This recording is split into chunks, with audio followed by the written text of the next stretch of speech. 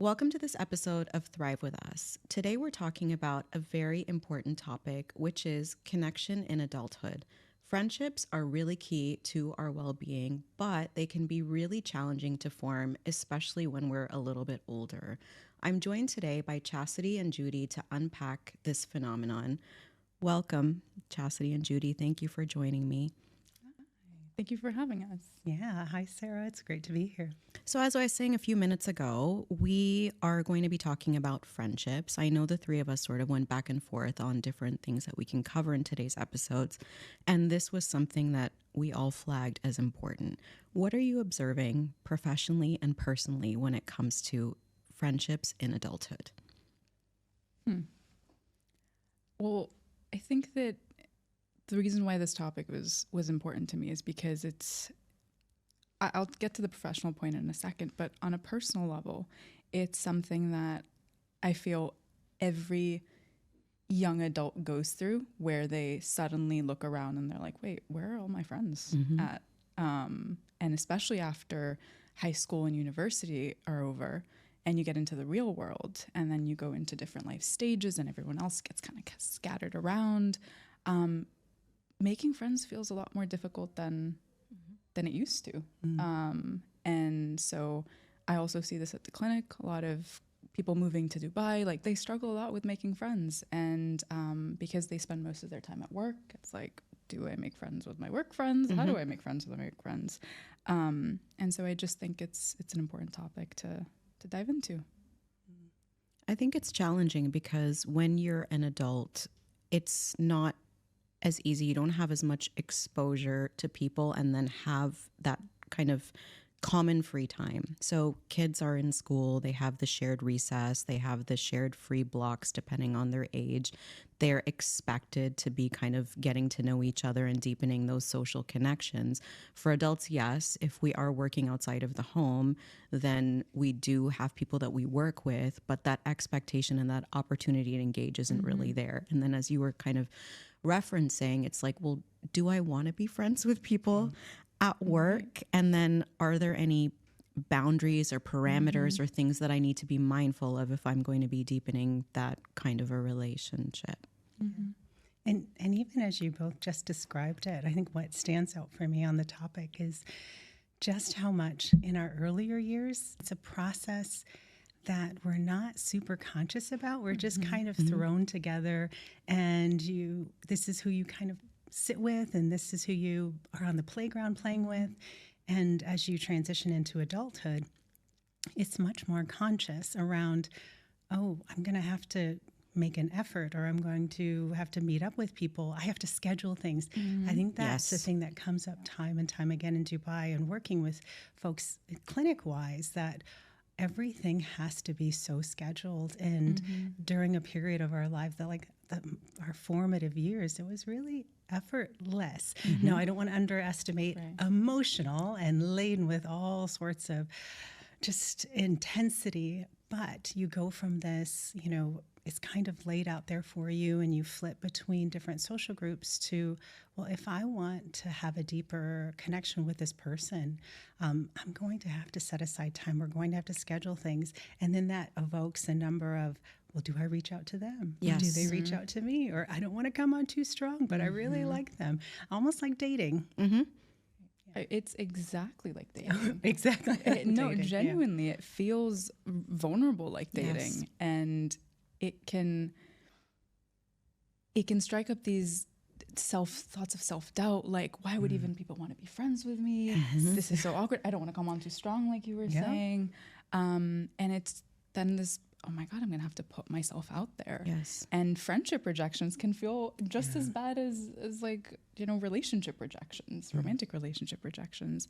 But I love the caveat that you said that it felt effortless at school, but it wasn't that. It was just the factors were all there for you, like the proximity. Everyone was close, right? You were all probably from like the same place, or grew up in the same area, and so just a lot of commonalities there.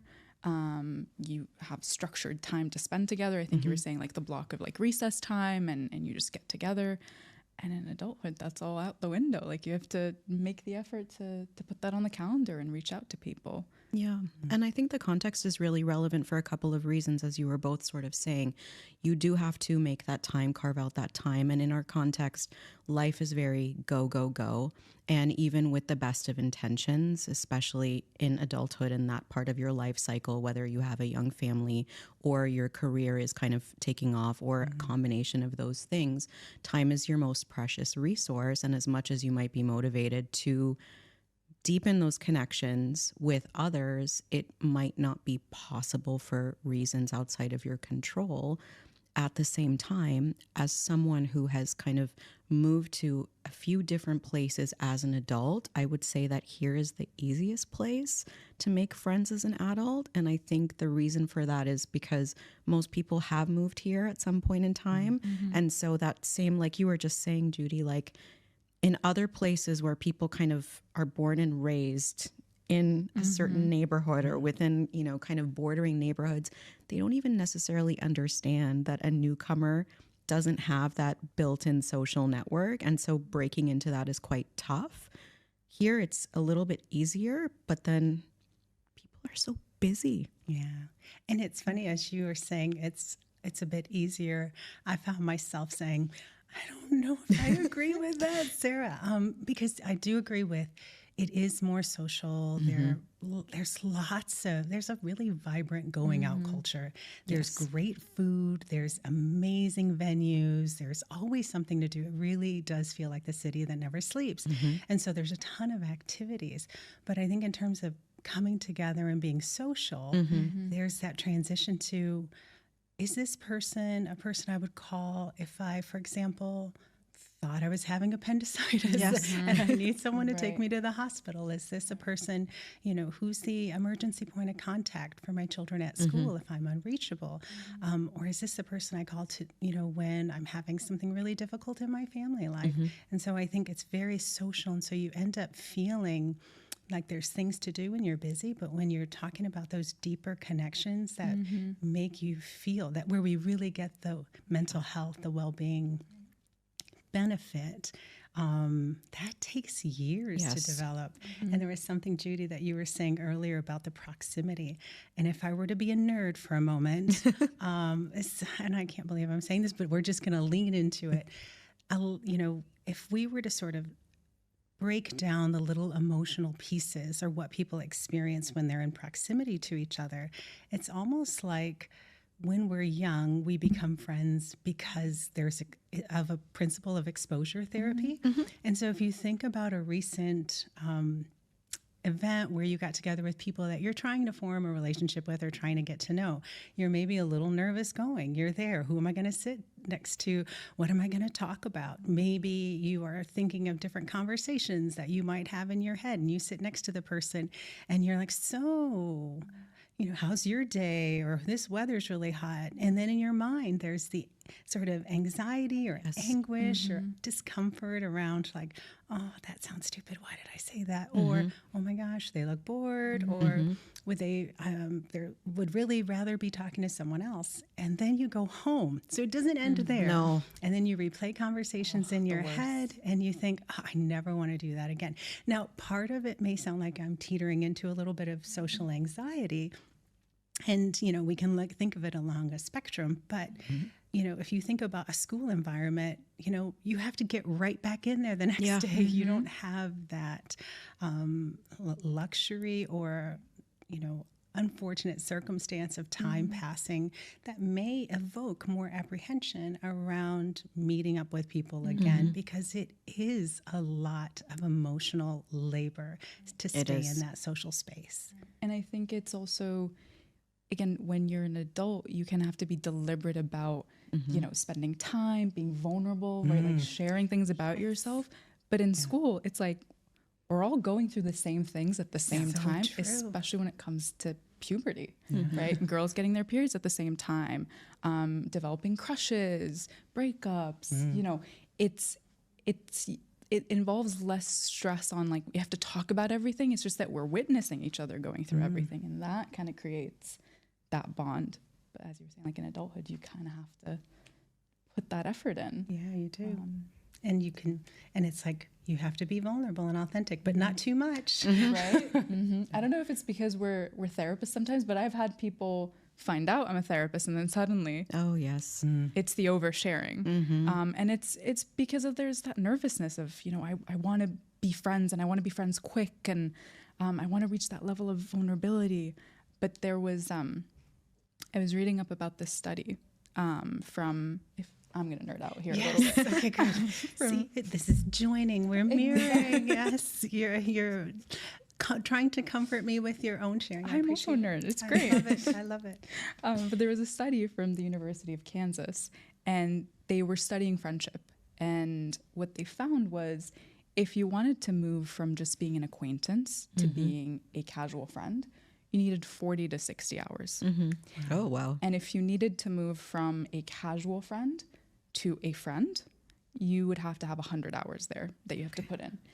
And then after that, if you wanted to move from just a friend to a close friend, 200 hours. Wow. And that number sounds like, who has 200 hours? Yeah. Those are like clinical hours. Yeah. That's not thinking about them. That's we are in Communicating. the same. Wow. Right? And so it can seem really daunting to think about that. But I love you sharing that because I think it gives people information that allows them to not self-blame or to, it provides this kind of information of like, gosh, I want to be closer, but you know what? It takes time. And I think how many times have we said that in work with clients? Like it does take time, but you have it quantified. I think that's so useful, really useful. So one of the things that you were talking about is how, when people are younger, they're kind of going through the same experiences. What can happen in adulthood is that people end up becoming close or trying to deepen their relationship with people that are in the same phase of life. So I'm thinking most prominently of people transitioning to parenthood, for example. A lot of times for reasons that make a lot of sense, they are more likely to come together with other people who are new parents or who have, there's the matchmaking that happens between, some of my closest friends I know because my daughter met their daughter and we just kind of came together. And now we ditch them and hang out separately and sometimes together. But that can happen. And so what I wanted to ask is if the two of you noticed that people in similar stages of life were coming together, but then also as kind of an extension to that, when someone is not on the same social clock. If you're part of a group and all of your friends are getting married, for example, and you're still single, or all of your friends are having babies and you are not for one reason or another, what are the implications of that socially as well as, psychologically and emotionally more broadly? Whoa. I think it's a critical and important question. And as you were asking it, my mind was just going in so many different directions because I think about, whether you're in singlehood and you're trying to cultivate a relationship, you're now newly married, you're trying to form a life together, you have your first child, and not to mention there might be a career sprinkled in here, yes, and that takes up your time. And so I'm just thinking about the demand on time and like building your own internal life, building your sense of self, building who you are, and also wanting to share that with other people and build friendships. As I think about it, I'm like, I almost feel like saying, I got nothing, It really is, I think the word that comes to mind is being intentional, just because the proximal, that Judy, that you were saying earlier, unless you're living in the same neighborhood. I mean, we look at social psychology research around that, just how proximity plays such a role. And here in Dubai, we tend to not live in the same neighborhoods, the same communities. And so I think there's just so much intentionality.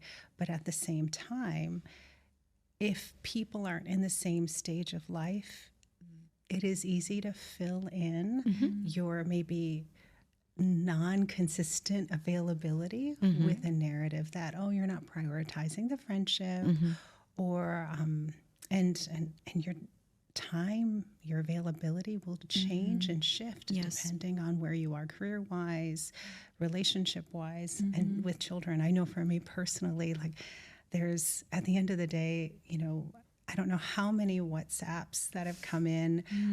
There's probably a call from the school saying that I forgot to send my kid in costume that day, that I missed somewhere. And so what I hope and pray each night is that the people, the friends that are close to me, that they understand and can give me grace that, okay, I know she's got a lot on. Yes. And the hope that if and when they really need me, they can ask and they know I will be there and show up. So I feel like that question, even how you phrased it, it's like, you know, we can go into the research, but it really caused me to connect with something much more personal. But sometimes it's really hard. It's really hard. So. Yeah. I'd love to hear what you have to say. I think I fumbled through all that. No, you were really eloquent, and it had me thinking about also being on the other side, that friend that kind of feels like they're left behind, right? That friends that feel there's that comparison that immediately happens because society always has you comparing each other. Yeah. And then it feels like, okay, well, if she's getting engaged or getting married or having kids and I'm not, what does that say about me? And tensions start to rise, and naturally that other person starts prioritizing other things because now, you know, if it's a relationship or a child entering into a picture, like your priorities are going to shift slightly. So I think it's also about being fluid and not being too rigid about this is what the friendship has always looked like and this is what the friendship has to continue to look like moving forward. That is so rigid and it's going to break. Like you're going to eventually end up not talking to each other anymore. And so having that mentality of right now, my friend might be going through really, difficult times. She might not have enough energy or time to give to me. That doesn't mean in 10, 20 years, things are going to shift again and we're going to find the dynamic shifting. But I think catastrophizing that moment and making it feel like they don't care, they don't have enough time, I'm deprioritized. Yes. Yeah, I think what you're both saying makes a lot of sense. And what's coming up for me is that a lot of times, if we're the ones that are maybe left behind or finding that our friends are not putting in as much effort with us, it's easy to slip into this explanation of, well, it's me. It must be me. Maybe I said something that offended them the last time. Maybe I'm not interesting enough for them. Maybe they think that they're better than me because they're in this phase of life or experiencing this thing. But the reality is that often it's about what's going on for them. And I think, it's important to be intentional. It's important to be flexible. And with a relationship, particularly a longer term one where you've maybe clocked those hours, being a little upfront and just naming it. And I know it's much easier said than done, but giving them kind of grace while also saying that this is what's happening for me. I know you've got so much going on. I can only imagine, for example, what is required to kind of plan this wedding or adjusting to life with a newborn or whatever it is. I really miss you, and I don't want to kind of keep adding to your plate and feel like another item on the to-do list. So I'm going to take a little bit of a step back. And, when you have a pocket of time, I'm here. But it's tough. Yeah. It's tough to do that. It's really hard. Definitely.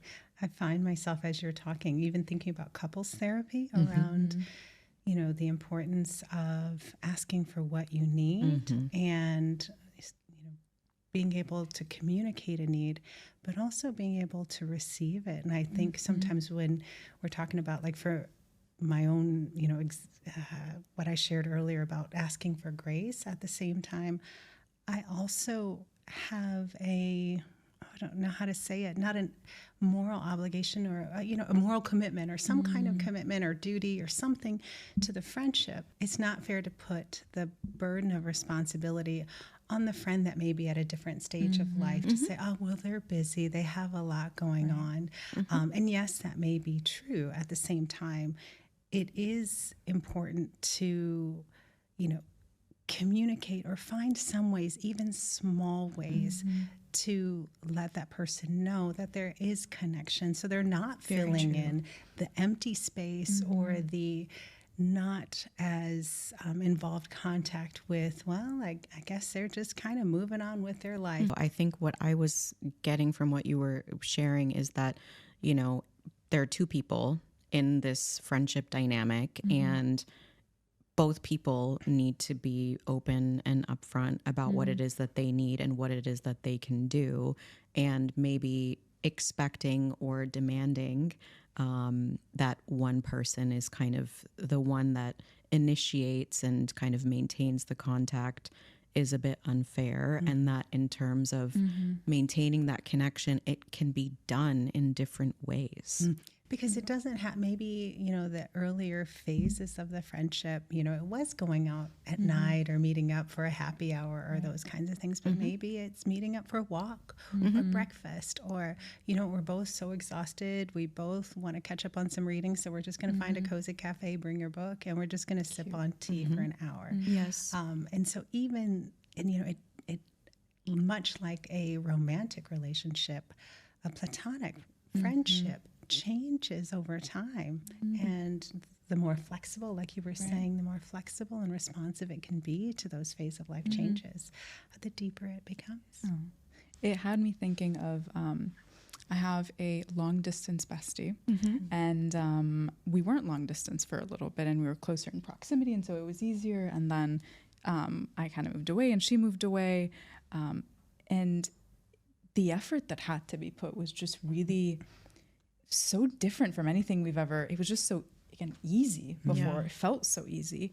And it also involves being flexible in terms of, okay, your preferred medium of communication is getting on a video call, right? And that's what makes you feel connected. And there, we're also in completely different time zones now, Yeah, that's hard. right? So it might have to be like podcast long voice notes, right? That you're sending back and forth, and then eventually on the weekend catching up with a video call. But it is going to have to be that mercy and that flexibility. And I find that sometimes when you're going through different life stages, it can also halt the amount that you're sharing with that other person, because it's like, are they going to get it? Right? Or if the other person's going through a particularly rough time and you're not, it's like, I don't want to come in being like, oh, I'm having such a great time, and you're feeling really horrible. And so, like Sarah was saying earlier, like, you do have to constantly communicate about your needs, your expectations, how you're feeling. Like, oh, I'm feeling a little distant from you now. I don't feel like you're sharing as much. And that can open up a conversation of like, I actually haven't been sharing because I feel like I don't know how to share with you anymore what's going on in my life. Yeah. And one of the other things that can happen too, I also have a long distance bestie, and what we've figured out as what's working for us now is that both of us send each other like the play-by-play of our day on like our commute somewhere. So yeah, we have our own little podcast, and we hope that it's never released anywhere ever because there's a lot of stuff in there. But you know, there is this hesitation if things are going really well and maybe your friend is feeling a little bit left behind to share, but then also sometimes you're going through something really rough, and there can be this question mark of, well, am I taking up too much airtime? And I think, again, coming back to what you were saying, Judy, like, it is important to check in, and people also to, in line with what you were saying, Chasity, take responsibility for their own part of the equation, because there are always going to be inputs from both sides. Having that communication, kind of checking in, definitely can help. And then maybe sometimes even using less confrontational tools for that. So maybe for me, I will feel less comfortable being like, I'm feeling a little neglected if we're on a voice call, a video call. But if it's like a asynchronous voice note, it's like, okay, I can do this. Yeah, definitely. I think COVID has, and even just sort of expat life, have opened up avenues that maybe have actually saved friendships, like putting something in a text, although that can go left or right, you know, it remains to be seen. But like you said, that if there's a friendship and a bond that's at stake, to not just be able, or to not just have that sit down face to face, which can feel really, really daunting. But to have those other ways of trying to reach and trying to understand. And we know understanding is a process, and empathy and perspective taking, that's not a one and done. Just because I send you a message saying, I miss you, is not, it may not get through. Like we're sending a lot of signals. And so I think that's another message of like, if you are feeling that distance or you are feeling that space, it is a series of, just yearning and reaching for each other. Although that sounds romantic, and I think it probably does come from couples work, but it applies. It really does. And that made me think of also society-wise, we tend to, as adults, prioritize romantic relationships more, right? And it kind of teaches you, no, you have to allocate more time into those areas of your life than friendships. And while friendships were so important in school and university, it's almost like society's asking you to take a step back from them as you get older. But it's your community. Like your husband and your partner, great, amazing. You also need different people to fill different needs. Yeah, absolutely. And I think it's just a shame to let those deeper friendships go. So my advice to people, if I'm looking at the camera, is if you have someone in your life that you haven't reached out to in a while, reach out to them, reconnect, right? It can feel much less daunting than trying to make a new friend. That connection's already there. True. Use it. And I bet that person's also waiting for you to reach out. Yeah. And if they're not, and it's not received in the way that you want it to be, which is probably less likely than the alternative, then that's also important information. Right. And then you can decide what to do with that. But this conversation had me thinking of something. There's this expression, I don't know if you've heard it, but basically it's what? A friendship is for a reason, a season, or a lifetime. What are your thoughts on that? Do you think we can, probably there isn't any research kind of backing that, at least with that terminology or operationalization. But do you think that makes sense, that some of our friendships are friendships that are going to be forever? Sometimes we come together with people because of a shared life experience or something else that draws us together, that's temporary, or that it's very seasonal. Like we're going to be really close over the summer, and then after the summer, kind of go back to our separate corners. What are your thoughts on this expression? You want to go for it? I love it. Sure. I love it, and I do use it because I think when people are struggling with friendship discernment, it kind of gives a framework for, not everyone is going to be a lifetime friend. Now, but you always say it with hesitation, because I don't want people to prematurely cut off or think, oh, because this is feeling uncomfortable or because they let me down, that this is one of the seasonal friendships. But I do think from a, people come into our lives for a reason, a season, or a lifetime. And I do think there are times when it is that kind of, what did I learn and grow, and what was that there for me? But I think it's an evolutionary process. I don't think it's necessarily a conscious choice. Well, this was my seasonal friendship. Yes. I think, through sort of trying to find that mutuality, it either sort of, kind of continues to grow, or it just naturally falls by the wayside. And sometimes it picks back up. And sometimes it picks back up. So I find it useful to help people sort of navigate without these kind of, without these kind of harsh assertions that I think people get from social media. Yes. I think there's a lot of information around, well, if they didn't show up for you, they're not a friend. I think there's a lot of absolutes. Yes. And so for me, it introduces a lot of just fluidity and openness to, let's see where the process goes. So that's why I love it. So yeah, and that's how I use it. So I think it's important. There's so much information and so many tools around friendship, but using them, how they're used, can also be beneficial or harmful. Definitely. And as you were talking, the word that came up for me was just fluidity, right? And being able to move friends into different buckets when it's relevant. Like you have different eras of your life and different friends for different eras. And that doesn't mean that friend, like, let's say that they were for a season. That doesn't mean that it wasn't meaningful. Exactly. And it didn't, you know, have an impact on your life. It just meant, you know, due to proximity, circumstances, whatever, it just fizzled out. And then again, like you were saying, maybe it picks back up later on. But you have to have that fluid mentality, because if you're so in your absolutes, that's it. You've closed the door, and you're just not going to open it again. That's why I feel like it's also different than relationship breakups. Sometimes when you close that door, it's closed. And it Or you should try. Should stay closed. Most of the time should stay closed. But with friendships, it's like, keep that door open. You never know when they can come back. And it'll be...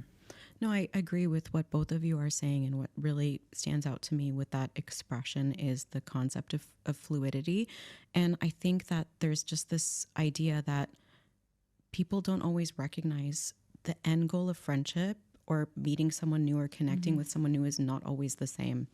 You know, not everyone that we meet or connect with or form a bond with needs to become our best friend or our close friend. Right. Sometimes it's okay for the intention to be that we're going to be acquaintances.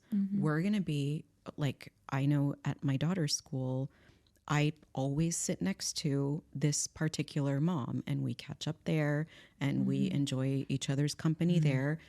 That's the limit of our relationship, and it's fine. If we were going into these new dynamics thinking like everyone needs to be in my close circle, that can be really, really problematic and actually impede the development of the friendships that might be more meaningful and better suited to that deepening. If that makes sense. And I think you're setting yourself up for failure when you're trying to make a new connection with someone, and you're trying to get to that level of, oh, they're going to be my bestie, they're going to be my soul sister. And it's like, well, no, it can't. And also from the research that I was sharing earlier, like, it just, you have to spend the time, and you have to make the time to make that happen. So I think that starts to get in the way. The oversharing starts to happen when you're just wanting to get that close connection quick. But it's just different friends for different reasons. Exactly. And that same friend can, you know, be closer or more distant at different points in time in your life cycles, and that's okay. And there's actually research pointing to exactly what you're talking about. I'm curious, Sarah, what do you think about the recencies in lifetime? It makes sense. I think it's an oversimplification, like a lot of things are. But really what I take away from it, Chastity, is very much the same thing as you. Like, people have sort of different roles, and not every relationship is very black and white. And what you shared, I think, is really important, and not something I had spent a lot of time thinking about. And I think now, these days, there's a lot more people speaking up about estrangement, or like family breakups and friendship breakups, which is, I don't want to say great. Obviously, that's not a great situation to be in, but the fact that people are sort of recognizing that if a relationship is really, really problematic, you don't have to continue in it at the same time, because that narrative has gained traction and popularity. I wonder if some people are wanting to ice out others very, very swiftly without giving them the opportunity to repair. So it's like, it's a positive thing. I like it. I think it can be an oversimplification, and I think it can be used for good, and I think it can be used in a way that's maybe not so helpful. So, like with anything in psychology, my answer is it depends.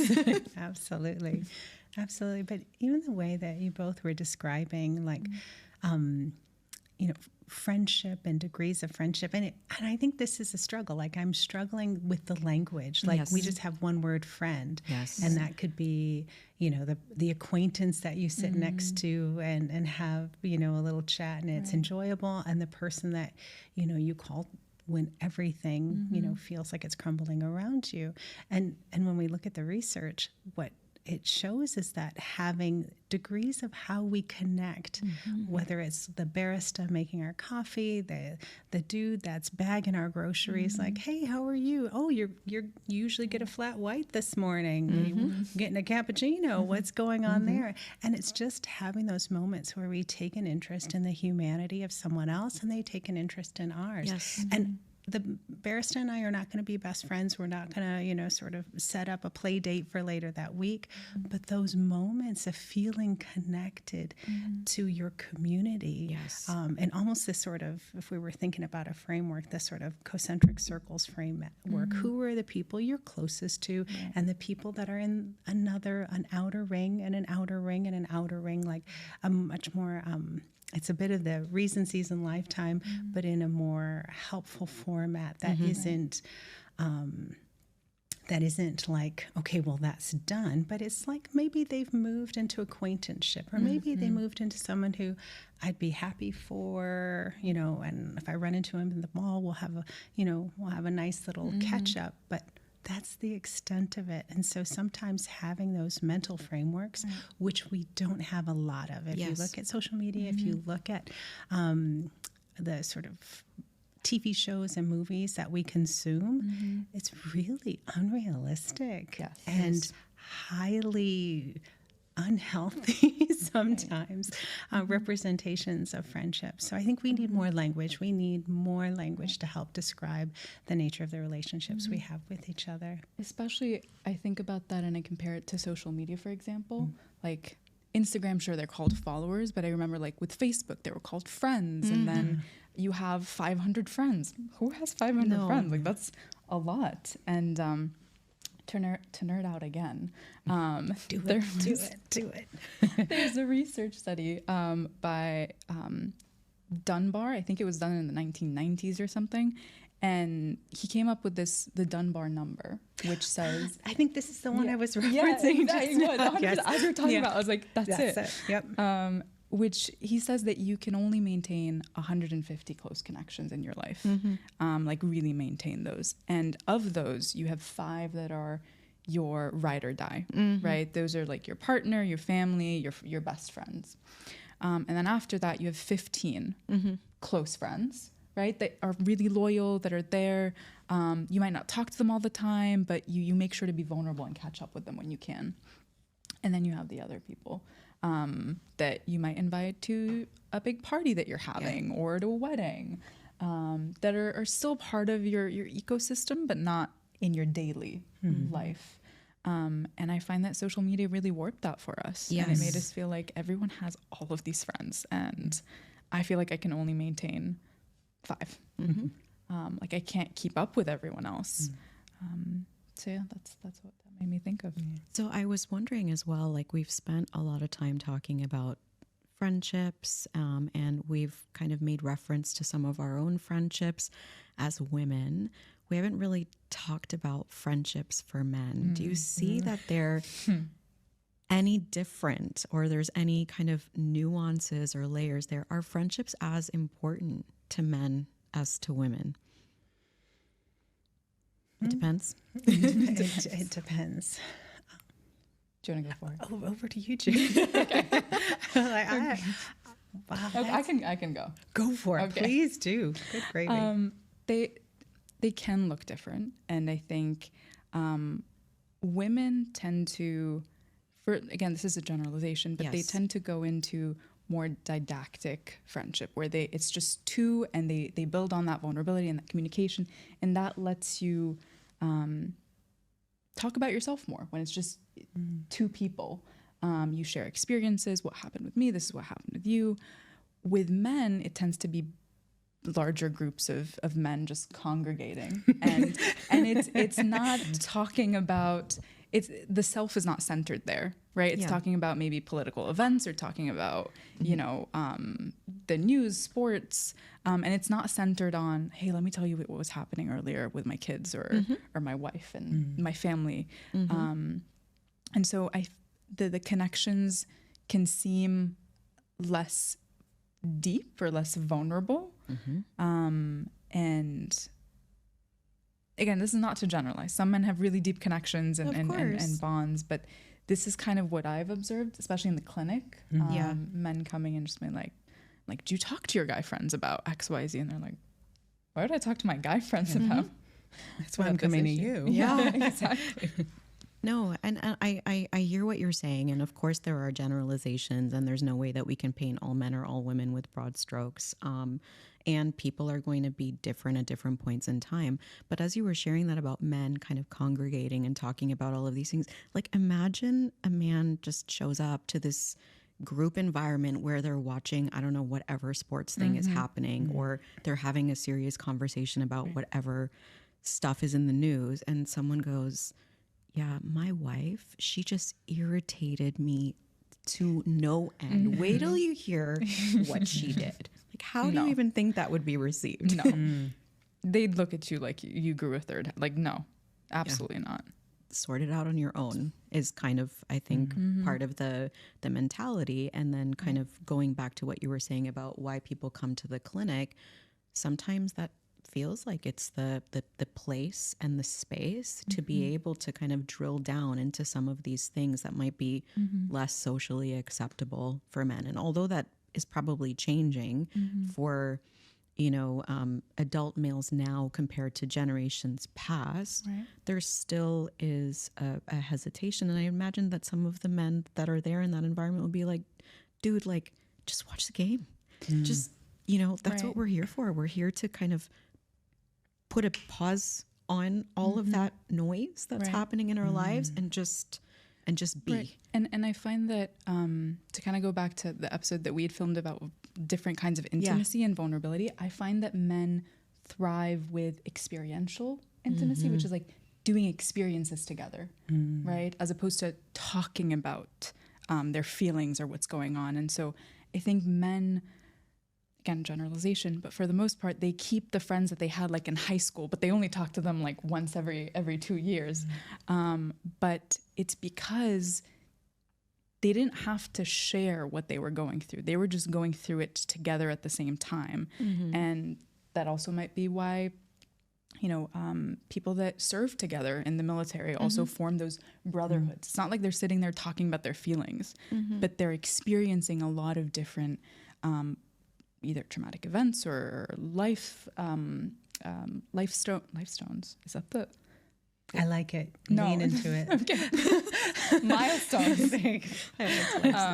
But it will become part of my vocabulary now. I need more life stones. It's like infinity stone. I like that. But yeah, so it's I find that the way that they bond is also through just experiencing things together, as opposed to being so deliberately like communicative about my wife makes me feel like XYZ. Experiences and ideas. So maybe that intellectual intimacy might also be a little bit more prominent. And what I was gathering from what you were saying, Judy, is that the shared history kind of keeps them glued together, maybe more generally speaking than it might for women who might need to feel that, emotional closeness as they progress through whatever it is that they're experiencing in the moment. That's been my experience with male clients, but I wonder, Chasity, what have you seen in the clinic with men? It's an interesting one. I think when you were both talking, the word that came to mind was loneliness. I feel like there's just a deep and aching, almost pandemic-like loneliness that's happening, not only for women, but also for men. And that, what you were saying, this experiential intimacy that they have, or coming together in spaces, doing a sport together, or watching a sporting event together, or going to a sporting, there's a theme, right? It's very, very, there's spaces where it's safe to kind of, and if you think about it, it's like if they're doing some kind of sporting activity together, there's like an intensity and an exertion when they're watching something. There's an emotional expression. Very true. And so I think there's a lot of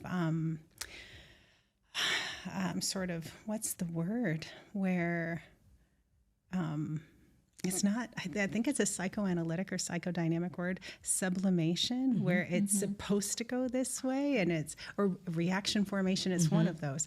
And so I think there is a sort of depth, and that might have to do with my theoretical orientation as well. There's just something there that just feels empty or numb or missing, and a skills deficit. So I sound like a very integrated like behavioralist with this, where they what is it like to formulate words about your thoughts, about your feelings? What is it like for me to ask you about that? And so some of that is just pure skill building and sort of connecting and understanding that there are internal experiences and needs. And this is where I think in some ways I use something called self-determination theory and sort of bringing that in, like there's our basic needs, and you can use Maslow as your framework, but then there are psychological needs, and connectedness, relatedness is another one. And so, you're telling me, so someone coming in, for example, that they're just feeling off, they might, tip into mild to moderate depression, but they don't feel like that sort of DSM flavored depression. Yeah. And it's like, gosh, I think we need a diagnostic criteria for loneliness. Yes. And so when you're asking me the question, I was like, it's almost like I can hear and appreciate, and what you're saying makes so much sense. And I think from how I've experienced it clinically, this is what feels more tangible for me. But absolutely, in terms of that gender socialization, growing up, all that's put there to have these, sort of this kind of experiential, leaning hard in the experiential intimacy that you shared. So I think that's really rich and meaningful again, for people to put words on. And one of the things that I notice, in my work with couples is that kind of stuff kind of comes into their dynamic. So I know, again, this is very kind of general and stereotypical, but often in the dynamic where they present, a lot of people, when you ask them, why are you here? Like, what are you trying to achieve or accomplish or work on? It's communication issues, right? That's a blanket statement, and I understand why. And then when you drill down a little bit into what's happening, often it will be that, the female partner is wanting her male partner to engage more, but he might not have the language or the skills or the experience to do so. She might have more of all of those things. And so when there is silence, she fills the space, which he can be kind of comfortable with. And then it just feels like this not very deep and close connection. I think that when it comes to this like gender differences in socialization and communication style on a broad level, it can play into so many different relationships, including our closest relationship with our intimate partner. And it can be very, very difficult to break. And what I've observed is a lot of people end up feeling really stuck and then just sort of continuing to replicate those patterns. Have you noticed, in terms of the work that both of you have worked with couples before, that people are kind of presenting in this way? Chasity, you were saying that you're noticing this flavor of loneliness. Are you seeing it in the couple's dynamic? And is it only with male clients, or are you noticing it as well with females? Such an interesting question. I think the loneliness, it feels, both are lonely. Yes. But how it comes up feels very different. Her loneliness is a sad, grief-stricken, like almost a kind of, this is what marriage is about. This is what I've built up. And that's another layer of grief. And so that's what it feels like for the women, like that marital loneliness among women. I think the depth of just heavy sadness is so pronounced. And for men, that loneliness feels like irritable anger. It feels very externalized. And so again, I think that points to the gender socialization differences with, I know we're talking about, I love how you add the caveat. I know I'm talking in generalities, but it feels angry. It feels, it's almost like there's an image of like, well, I'm going to try and do this to fill it up. Like whether it's, I'm going to go to the gym and I'm going to do this or I'm going to do that, where he almost looks for all sorts of ways outside of the relationship to kind of fill that need. But again, I think it's because little boys and men are so socialized to not be connected with what's going on inside, that it's not, it's really hard to make contact with it. It's really hard to touch that. And even as you were talking, interestingly enough, and going back now that the neurons are firing a little bit more about the experiential intimacy, I think about different experiences that men have shared, how they came into clinic. And it is sometimes they're sporting their groups, or it's, the guys that they play paddle with, that one of them had some situation. And so it's like, I heard about it from a guy at work. I heard about it from one of the guys I cycle with. So it is interesting how they come in that way. Or oftentimes it's the wife. Like it is, it is the partner or the sister. It's the sister. Yeah, it's the sister. Yeah. So, but even in those sporting events, it's said very casually. It's not kind of like, if you want, you can go to this, therapist that I've been going to, and she's great. But it's not talking about the deep. The work that's going on. Yeah, that's it. And as you were talking, it made me think of how, because it comes out as like anger and irritability when they're feeling that kind of, they're feeling their partner's loneliness. They're feeling, the fact that the partner might be moving away from them. Their first instinct, because it's so hard to go into the emotional part, is to go into the solution focused part, right? And so wife is coming at them with emotional, like, I'm feeling lonely, I'm grieving, this and that.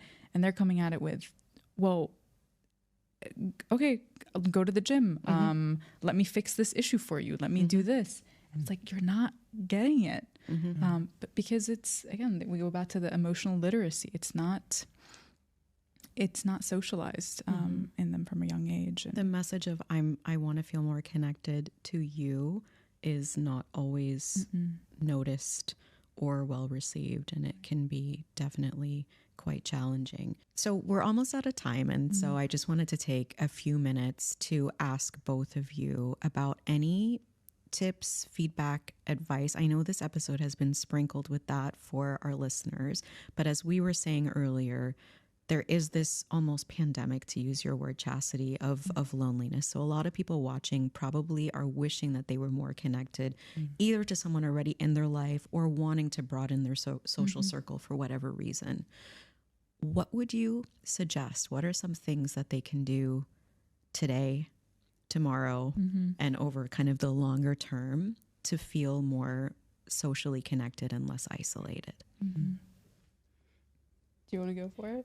I have one suggestion. Go for it. And then I know this is in the theme of nerddom. Nerds unite. In the theme of nerddom, I think there's a lot of unlearning that needs to happen around friendship. It is not braiding each other's hair. It's not you hang out every weekend. I think there's some really unhelpful, unrealistic messages that we have from the time, we start puberty around what friendship is supposed to look like. And so what I would encourage people is to find a really good book about friendship. I know that sounds really nerdy, but learn about, what is friendship? Have it reference the research. So have it be an evidence-based approach to it, one that's sort of growth and positive oriented, that talks about the different ways we sort of, that fluidity piece. There's a book that comes to mind, but I'm not sure if I quite want to recommend it because it goes quite deep into some other things that I think are a bit more psychologically related. So, but finding a good book on friendship that can talk to you a little bit about, what gets stirred up for us personally, because again, I think what keeps us in or out of proximity with other people are the stories, the unhealed wounds, the what we fill in when they look at their watch. And it's like, actually, no, it's they're waiting for their sick relative to call. It's not because they're bored with you. And so I think something that can kind of hold your hand a little bit while you're venturing into these, really uncharted territories, and can give you the real factual supportive guidance to help you keep going, because we know friendship is fundamental to our well-being. Fundamental. So It's a beautiful tip. well, Yeah, thanks. beautiful. And I do think that there are a couple books that this is, I don't know if it'll help you make friends, but it's How to Win Friends and Influence People. It just teaches you about the psychology of people. But there's also a book called Platonic. I forget the author, but it's also a great book on friendship, and it teaches you about the research too. But I think if I could give one piece of advice, it would be go into it thinking people want to be your friend. Yes. That's right? beautiful, yeah. And everyone is craving connection. Everyone. We need it. We need it. It's human. And so act like it, right?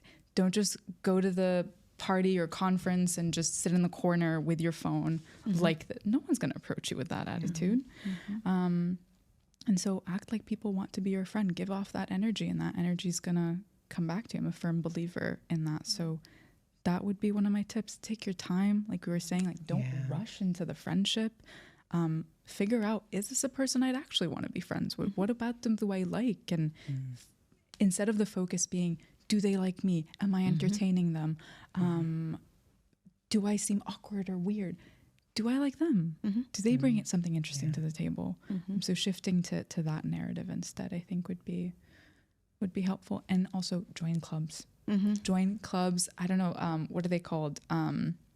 There's like Toastmasters for that social anxiety. You meet people who are also a little bit into their shell. Yes, that's a great one. You can like running clubs. Meetup.